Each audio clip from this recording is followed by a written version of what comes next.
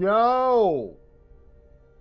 I was talking with the Runecarver and he heard y'all were talking shit about Shadowlands and blaming Shadowlands for Dragonflight's poor performance. And he's sick of y'all talking shit.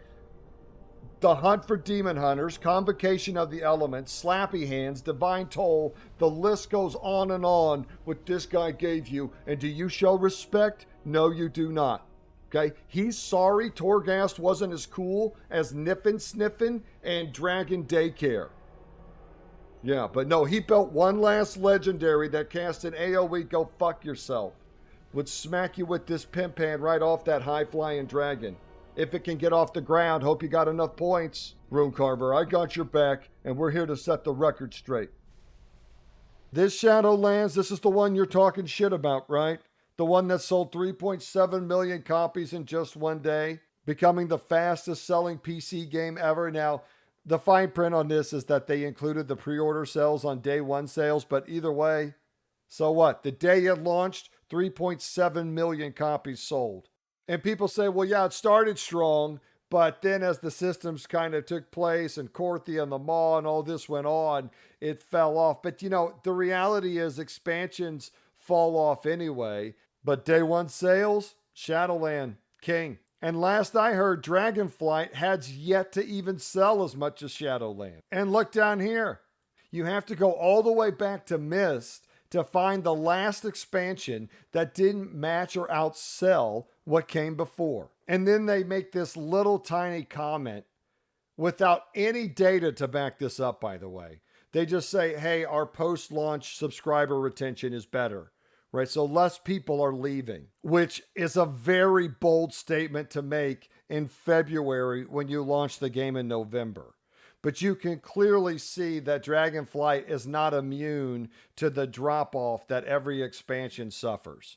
So the idea that they're retaining this super high number, I mean, you can look at the graphics. And again, these aren't perfect tools, so we don't know these exact numbers, but they're pretty good ideas. And people are going to say, well, hey, yeah, Diablo 4 launched. That's a huge thing that's hurting Dragonflight. Well, okay, but you'll remember in the middle of Shadowlands, Burning Crusade Classic launch. In June of 2021, Shadowlands launched November 2020. I mean, people say there's a lot of overlap between Diablo and Warcraft. I think we can all admit there's also a ton of overlap between World of Warcraft and World of Warcraft. So if you're going to say people getting pulled out of Dragonflight for Diablo, absolutely. But people got pulled out of Shadowlands because of Burning Crusade.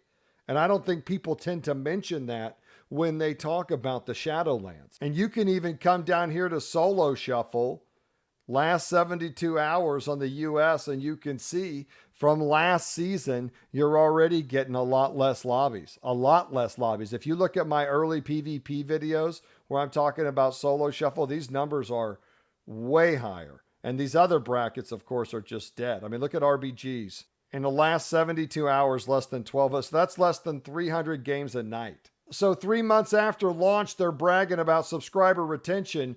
But here, as time has gone on, I think Dragonflight is showing to have the same cracks that every other expansion has. And even the guy that wrote this article said, Dragonflight reignites the sense of wonder and exploration. Absolutely agree. But after the first 30 or 40 hours, it starts to feel a bit threadbare. And I said this, family. And this was my concern while everybody else was drooling all over this damn map like, oh, look, Blizzard found their way.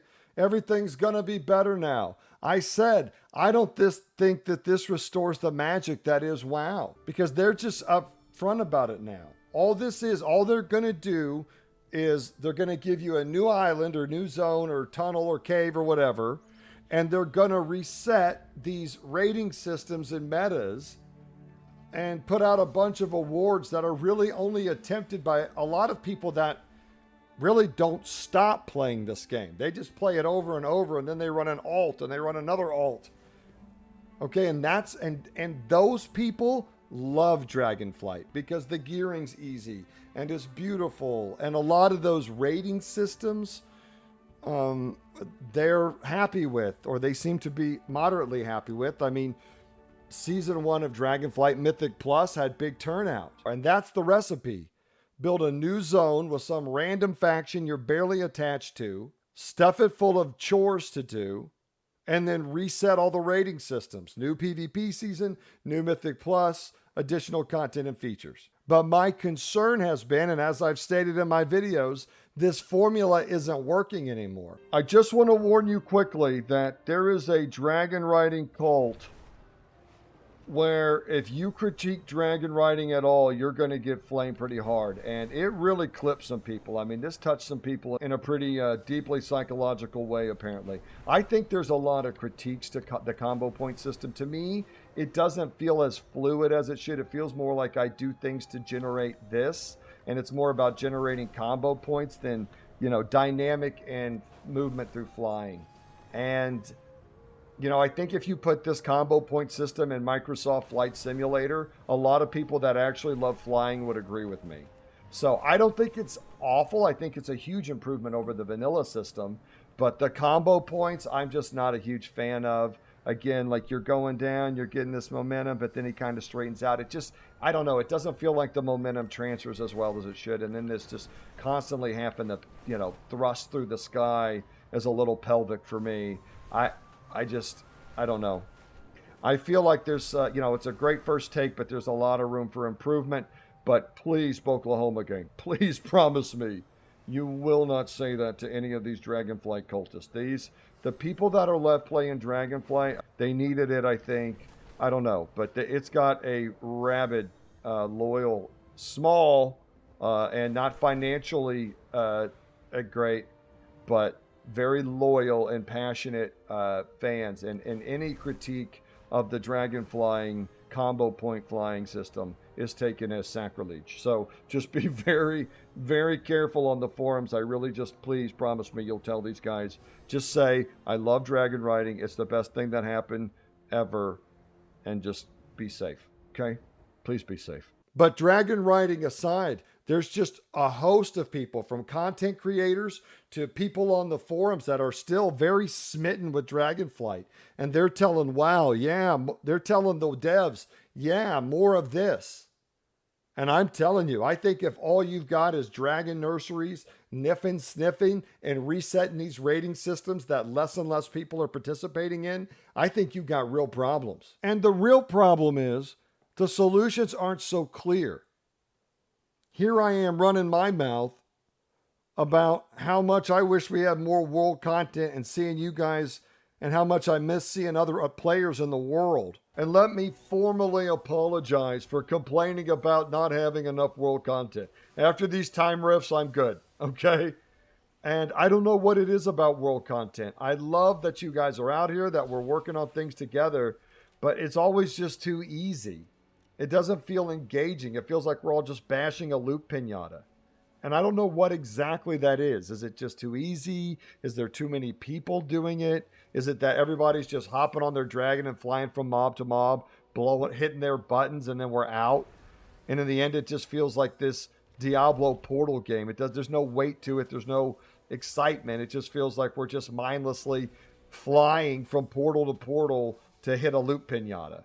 And so you want world content, right? But it's laggy. It's, doesn't feel super engaging. And I don't know, everybody just flies around doing it over and over. And if that's all world content can be, let's just be honest. I'm not sure this is going to bring people back. And I complained about it. I said they needed more of it.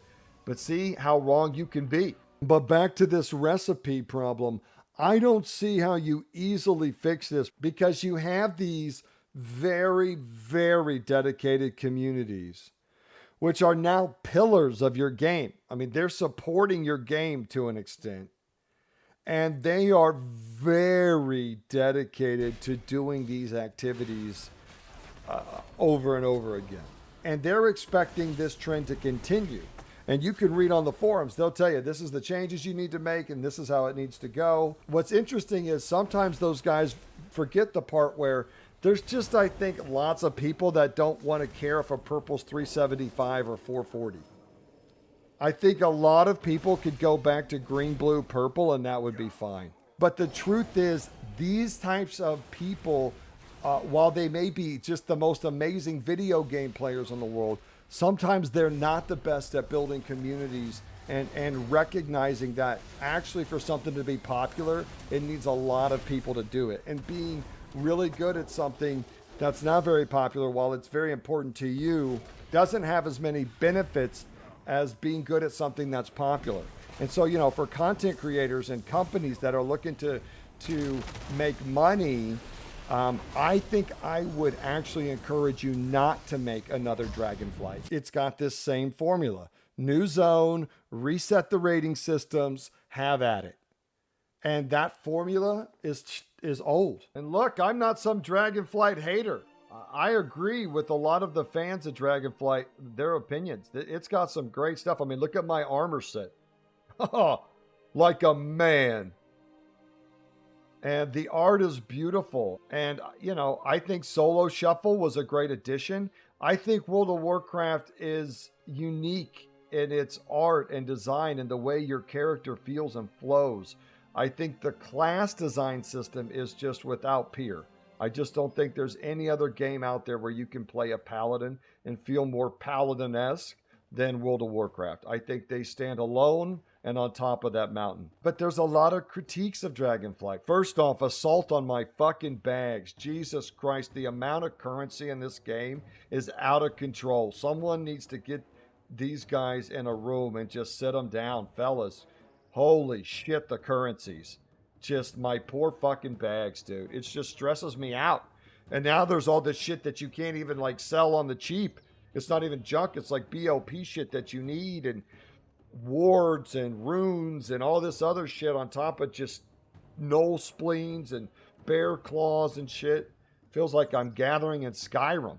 Oh, and I got to tell you, I think the Evoker was kind of shoved down the community's throat. I don't think we needed another class. I don't see its popularity justifying it. And I know a lot of people are like, augmentation's great. And I see a lot of people saying, hey, augmentation should open the door for a whole bunch more support classes. Let's change Holy Paladin into a support class. Let's change Resto Shaman into a support class. Let's make a engineer support class that lobs grenades. And I don't think that's going to bring people back. Just like the Evoker obviously did not bring people back to the World of Warcraft. And this is the problem, is that if you listen to the content creators and the people playing Dragonflight, they're telling the WoW devs, this is great. What you guys are doing is awesome. But the WoW devs are looking at their financial charts and the people up top are saying, where's my fucking money? And so if the WoW devs listen to the Dragonflight community, like they're getting praise for doing, I have some real concerns that they're going to develop a game that actually isn't going to bring people back to the World of Warcraft. And so what's the recipe to bring retail WoW back? I don't know. You say, well, people that don't like retail can go play Classic. But I tell you, Classic is always popular for a little bit until the nostalgia wears off and you realize the community is about as bad and toxic as, if not worse in some ways, than retail. And it really breaks my heart because I think there's this huge gray area of people who the nostalgia and the simplicity of Classic is a little too simple and maybe not as nostalgic as it is for some. You love some of the quality of life stuff in retail, but the story and the game and the world of Classic is more familiar and feels better. So there's this awkward place where you want the quality of life and the class design of retail, but you want it to be back in those classic World of Warcraft worlds. And so it's very, I think there's a lot of people sitting in this very weird space where they're just not really happy with either of them. And again, there's a host of reasons for that. And let's just be completely frank. Part of it is there's just a lot more games out there now. That is a part of it. However, there's a lot of evidence to see that these World of Warcraft expansions like Classic, the Burning Crusade Classic, they blow up. They blow up. So I think there's a lot of evidence to suggest that a lot of people are looking for a good MMO. Every time there's a new MMO, it's all the buzz. And I think that's why I'm actually very optimistic about World of Warcraft. I think if they can take some of the quality of life and some of the details of retail and put those back in the actual World of Warcraft, I think it's great because I think there's a lot of great things about WoW. And there's still, even with my complaints about Dragonflight, I'm still having a lot of fun in here. Can we talk about the rework now with the benefit of hindsight? Because I think we were all skeptical to jump on the hype train, expecting these impending nerfs to nuke us back down into reality. But it's really good. It's really good. It's still really strong.